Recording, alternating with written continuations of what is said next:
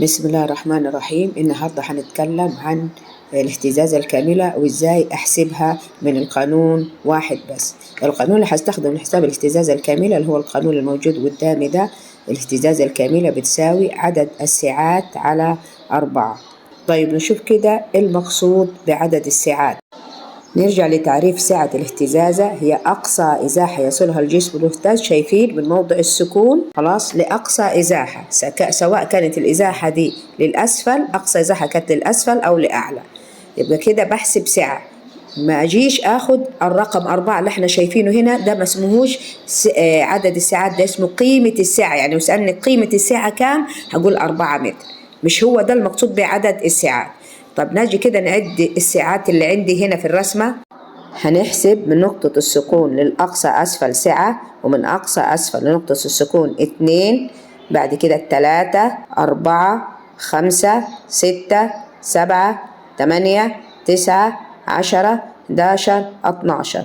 نرجع للقانون. عندي عدد الساعات هنا عندي كام؟ 12 اللي احنا عديناهم من شوية. هنقسمها كام؟ على 4. قلنا ليه على 4؟ لأن قلنا الاهتزازة الكاملة فيها 4 ساعات، يبقى الناتج عندي كام؟ 3 اهتزازات كاملة. ما ننساش نحط الهمزة على على الألف اللي في اهتزازات عشان ما نقراهاش 13. ناخد الرسمة الثانية. قلنا احنا لما نجي نحسب عدد الساعات ما ناخدش القيمة 2، لأن دي مش عدد ساعات، دي قيمة سعة الاهتزازة. طب عشان أحسب عدد الساعات قلنا هنعد الساعات الموجودة على الرسمة.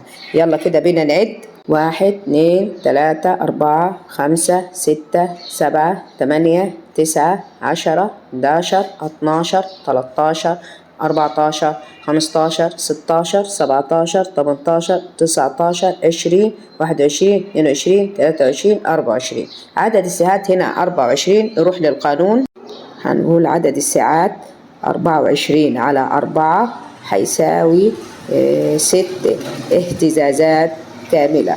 وقلنا لازم نكتب الهمزة على الألف عشان ما افتكرهاش 16. كده عرفنا المقصود بكلمة عدد الساعات، ونبهنا ان انا ما احطش قيمة الساعة اللي بتكون محطوطة على محور الصادات. لازم نتدرب كويس احسب عدد الاهتزازات اللي احتاجها لما اجي احسب التردد. يلا كده نحسب عدد الاهتزازات الكاملة في الرسمة اللي قصادكم.